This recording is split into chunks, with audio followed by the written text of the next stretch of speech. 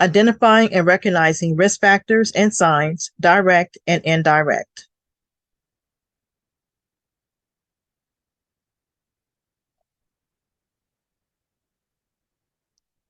And this is just our disclaimer, a trigger warning, that the contents of this presentation involve prolonged and comprehensive discussion of suicide, mental health, and lived experience, lethal means, and other subjects that can be difficult.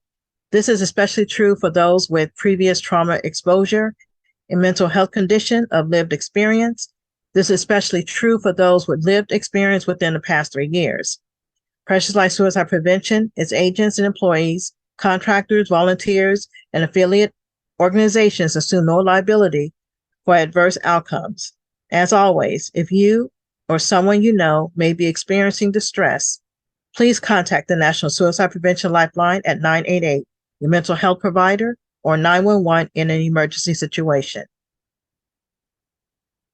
In this presentation, of course, we're going to have the introduction, statistics by the CDC, then move on to risk factors, warning signs, mental illness and suicide, living through depression, Julia's story, bipolar disorder and suicide, Joelle's testimony, living with PTSD, a former soldier, Brad Copeland, living with borderline personality disorder, John Minus, mental illness and substance use disorder, Julia Chapman in her story. Then we'll move on to direct versus indirect warning signs of suicide, myths and facts, and then Q&A. Please note that suicide intervention is not intended to be a form of counseling or treatment. Suicide intervention is intended to offer hope through positive action. Thursday, August 10, 2023, the CDC released the latest provisional estimates for suicide deaths in the United States in 2022. After declining in 2019 and 2020, suicide deaths increased approximately 5% in the United States in 2021. The provisional estimates released indicate that suicide deaths further increased in 2022, rising from 48,183 deaths in 2021 to an estimated 49,449 deaths in 2022. That's an increase of approximately 2.6%. 9 in 10 Americans believe America is facing a mental health crisis. The new suicide death data reported by CDC illustrates why. One life lost to suicide is one too many.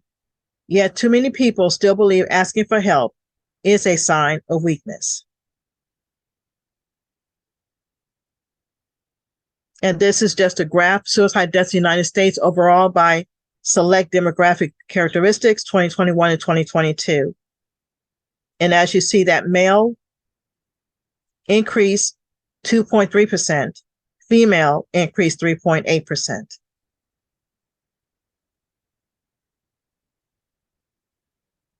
And these are the age groups. Now look at 10 to 24 years. They actually had a decline, 8.4%. 25 to 44 years, 0.7%. 45 to 64 years, 6.6%. And over 65 years, 8.1%.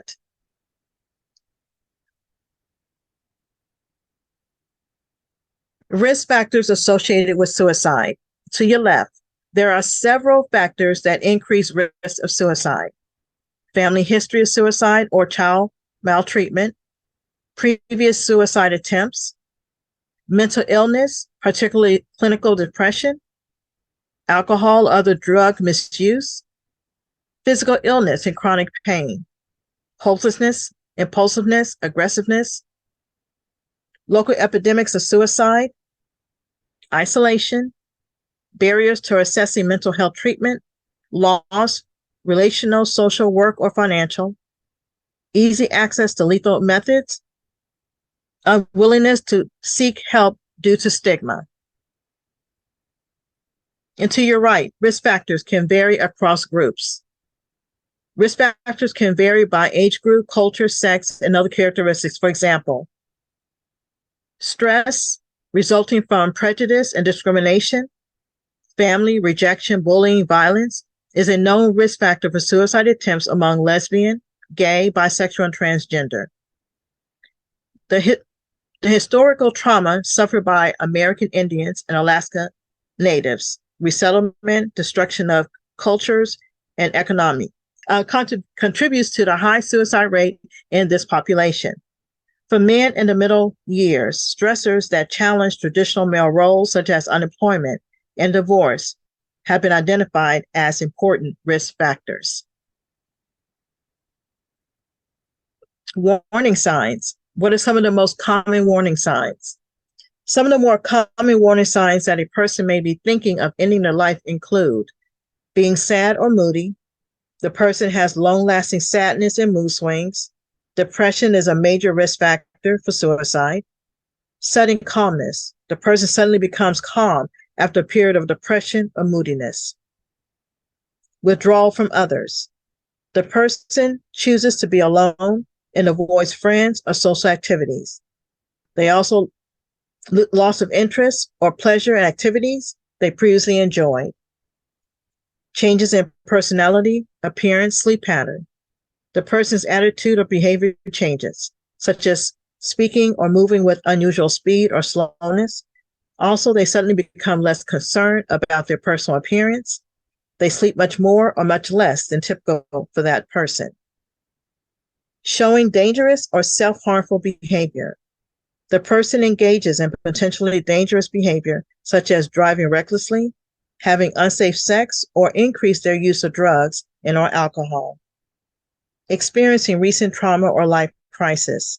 Examples of crisis include the death of a loved one or pet, divorce or breakup of a relationship, diagnosis of a major illness, loss of a job, or serious financial problems. Being in a state of deep despair, the person talks about feeling hopeless, having no reason to live, being a burden to others, feeling trapped, or being in severe emotional pain. Making preparations. The person begins to put their personal business in order. This might include visiting friends and family members, giving away personal possessions, making a will, and cleaning up their room or home. Often the person will search online for ways to die or buy a gun. Some people will write a note before attempting suicide. Threatening suicide or talking about wanting to die. Not everyone who is considering suicide will say so, and not everyone who threatens suicide will follow through with it. However, every threat of suicide should be taken seriously. The groups of people who have higher rates of suicide include American Indian, Alaska Native, and non-Hispanic white people, veterans, rural dwellers, young people who are lesbian, gay, bisexual, transgender. What are the situations, risk factors that could lead someone to consider suicide? Although you may not know what might cause a friend or loved one to attempt suicide, there are at least some common characteristics to be aware of. Known factors that increase an individual's risk of suicide include individual factors: has attempted suicide in the past, has a mental health condition such as depression and mood disorders, schizophrenia, anxiety disorders, has long-term pain or disabling or terminal illness, expresses feelings of hopelessness, has money or legal problems, has violent or impulsive behavior, has alcohol or other substance abuse problems, has easy access to self-harm methods such as firearms or medications. Relationship factors: has a history of physical, emotional, or sexual abuse or neglect or bullying, has lost relationships through breakup, divorce, or death, has a family history of death by suicide, is socially isolated, and lacks support. Community, cultural, societal factors: is ashamed to ask for help, especially help for mental health conditions, lacks access to healthcare services, especially mental health and substance abuse treatment, holds cultural or religious belief that suicide is a noble option to resolving a personal dilemma, has become aware of an increased number of local suicides or an increase in media coverage of deaths by suicide, The majority of suicides worldwide are related to mental health disorders, with depression as the leading cause of death of suicide worldwide. So let's explore. Mental illness and suicide. Mental disorders exist frequently throughout the United States. About 1 in 5 adults suffer from a diagnosable mental illness disorder. Depression is the most common risk factor for suicide. Other mental health disorders that increase risk include bipolar disorder, post-traumatic stress disorder, schizophrenia, borderline personality disorder, and co-occurring mental and substance use disorders. Let's further explore these health disorders, beginning with living through depression, Julia's story. Depression and suicide. Depression and depressive illnesses are classified as mood disorders in the medical field. They have a number of symptoms that affect people socially, occupationally, educationally, interpersonally, etc. A person living with depression oftentimes experiences completely different thoughts before and after a depressive episode. This can be a result of chemical imbalance and can lead to the person not understanding the options available to help them relieve their suffering. Many people who suffer from depression report feeling as though they've lost their ability to imagine a happy future or remember a happy past. Often, they don't realize they're suffering from a treatable illness, and seeking help may not even enter their mind.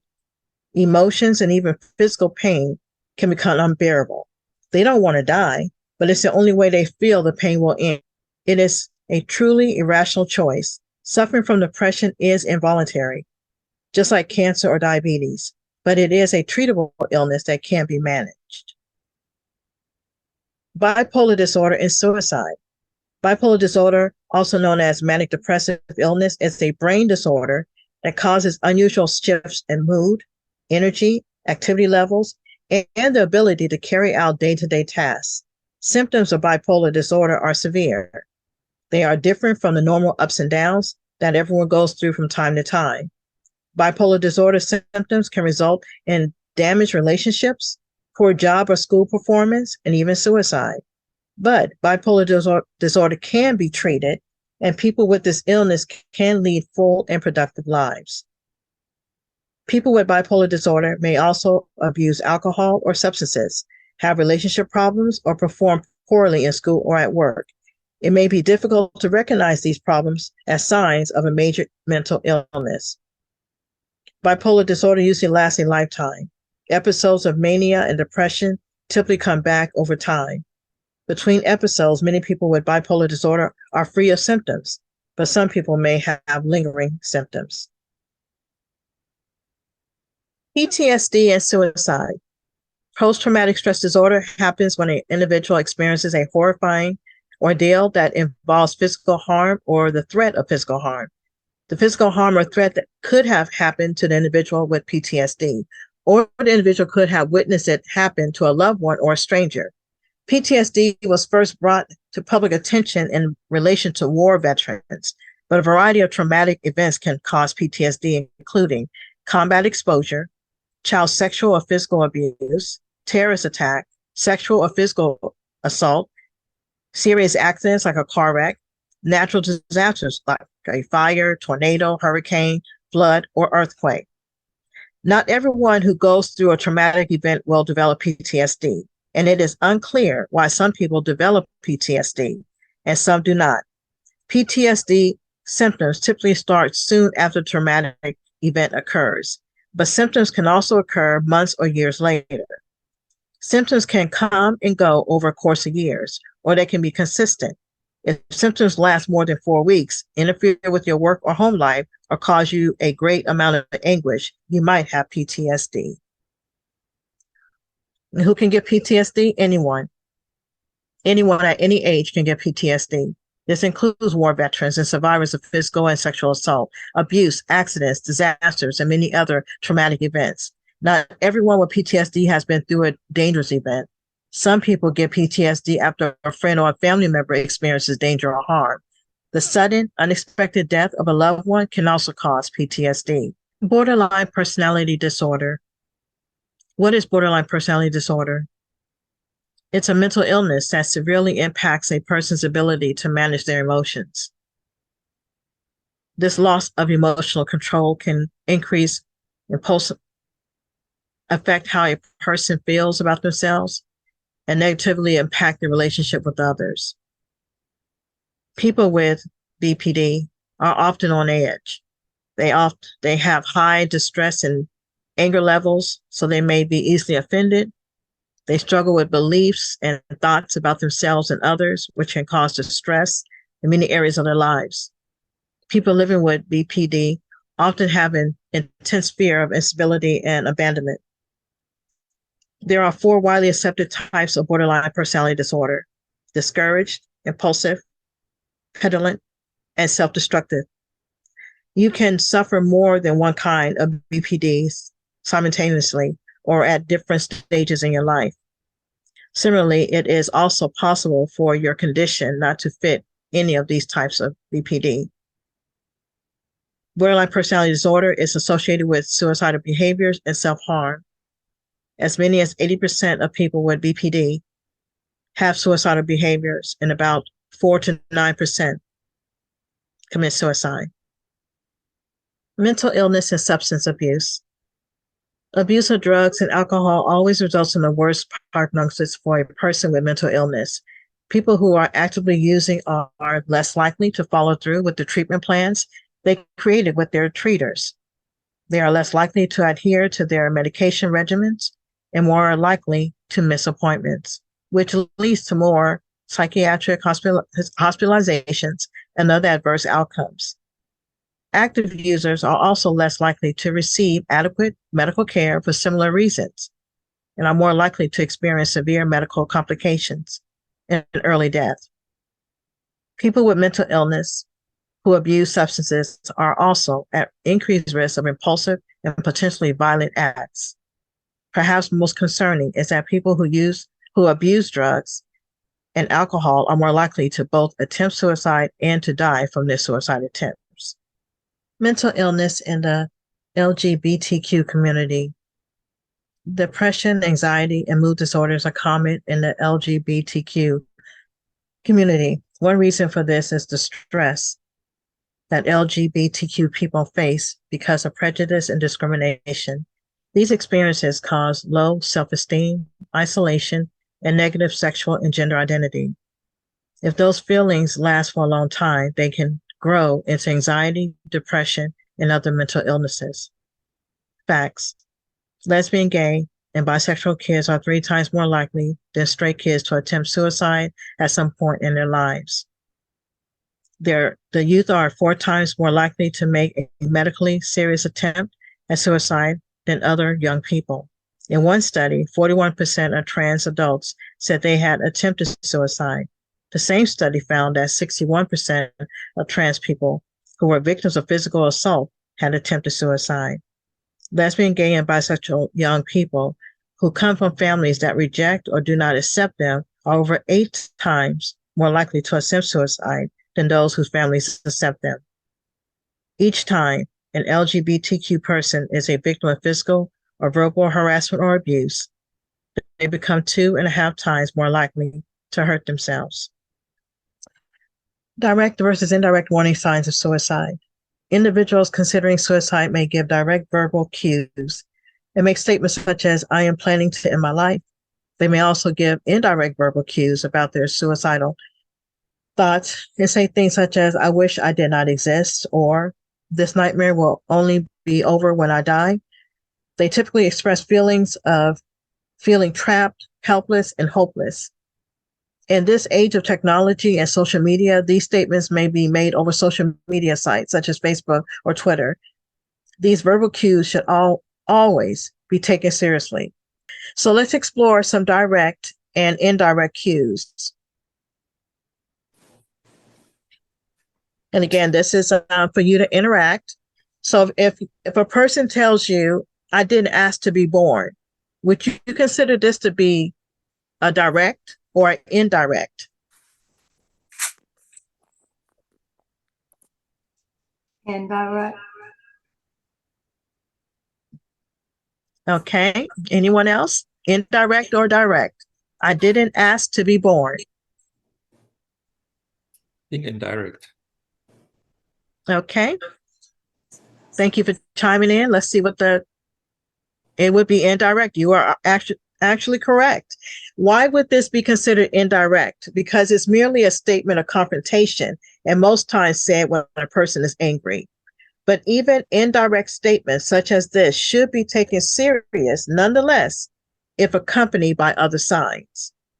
Let's move on to the next one. I'll be glad when I don't have to work anymore. Would this be considered indirect or direct? Indirect.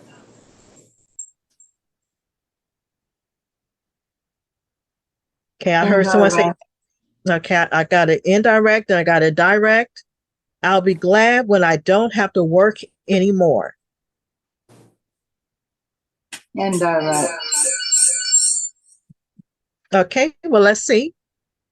It's considered indirect. Why would this be considered indirect? Because it's not considered a threat. A person who makes this type of statement is usually suffering from exhaustion or burnout and ready for retirement in most cases. However, again, indirect statements such as this should be taken serious nonetheless if accompanied by other signs. The next one, everyone would be better off without me. Indirect or direct? Direct. Okay, I heard a whisper, direct. Everyone would be better off without me. Direct or indirect? Direct. Okay, let's see if it's direct. And you will be correct. Why would this be considered direct? Because it's considered a threat. When someone feels they are a problem, they may be thinking about ending their life because they feel they are a burden or cause heartache to those around them. Good job. Move on to the next one. I hate my life. Direct or indirect? Direct. Direct. Okay, let's see. Direct is correct. Good job. And why would it be considered direct? Because it's considered a threat. And when someone makes a statement such as this, they are most likely suffering from depression or some mental illness that needs attention. Next one. I can't wait until my 16th birthday. Direct or indirect? Direct. Okay, I got a direct, indirect, or direct. Indirect. Okay. I can't wait until my 16th birthday. Indirect is correct. Why would this be considered indirect? Because it's not considered a threat. A person who makes this type of statement is in most cases not considering ending their life.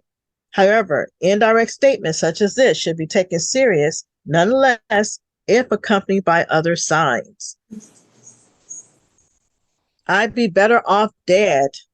Direct or indirect? Direct. Okay, I got a direct. Anyone else? I'd be better off dead.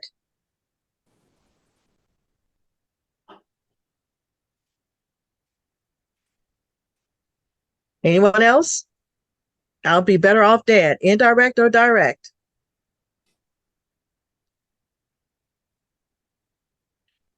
Okay, let's move on. It would be direct, so you were correct. And why would it be considered direct? Because it's considered a threat. When someone makes a statement such as this, they are most likely suffering from depression or some mental illness that needs attention. My family won't even miss me. Direct or indirect?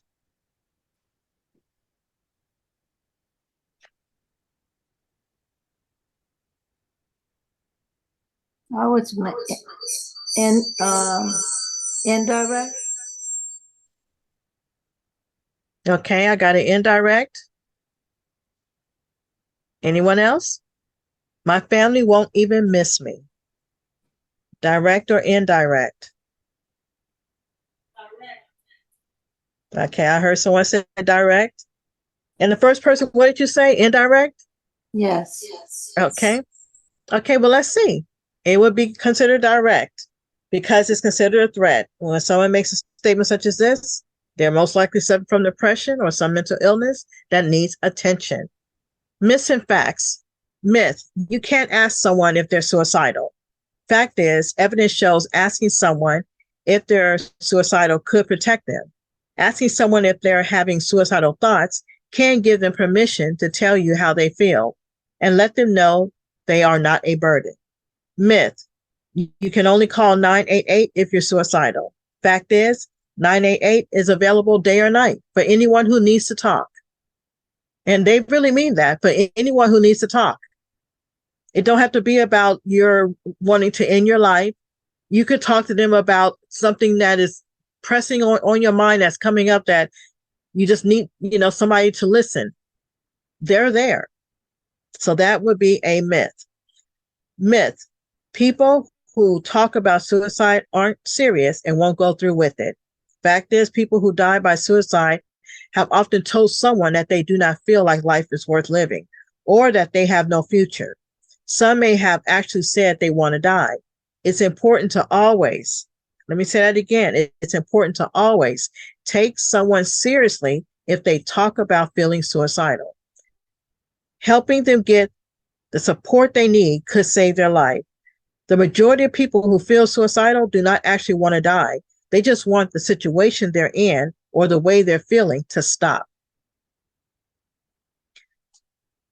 Myth: if a person is serious about killing themselves, then there's nothing you can do. Fact is, often feeling actively suicidal is temporary, even if someone has been feeling low, anxious, or struggling to cope for a long period of time. Getting the right kind of support at the right time is so important. In a situation where someone is having suicidal thoughts, be patient, stay with them, and just let them know you're there. Remember, if you think it's an emergency or someone have tried to harm themselves, call 911. Myth: you have to be mentally ill to think about suicide. Fact is, 1 in 5 people have thought about suicide at some time in their life.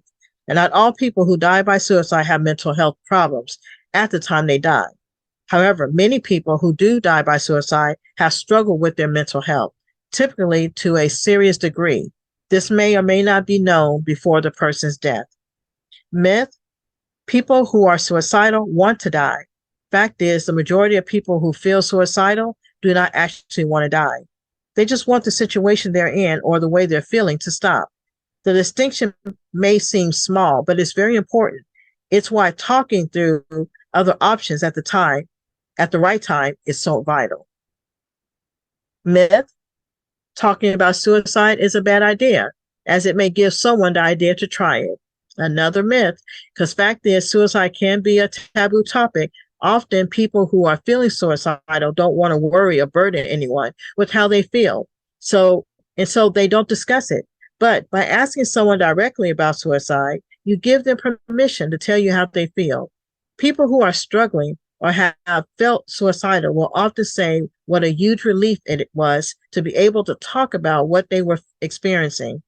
Once someone starts talking, they've got a better chance of discovering options that aren't suicide. Myth: most suicides happen in the winter months. Fact is, suicide is complex, and it's not just related to the seasons and the climate being hotter or colder, and having more or less light. In general, suicide is more common in the spring, and there's a noticeable peak in risk on New Year's Day. Myth: people who say they are going to take their own life are just attention seeking and shouldn't be taken seriously. Fact is, talking openly about suicide to a loved one, colleague, professional, or Samaritan can help someone work through their thoughts and help them find a way to cope. People who say they want to end their lives should always be taken seriously. It may well be that they want attention in the sense of calling out for help, and helping them get support may save their life. Being able to talk openly about suicide can help someone work through their thoughts. Myth: you can't tell when someone is feeling suicidal. Fact is, suicide is complex, and how people act when they're struggling to cope is different for everyone.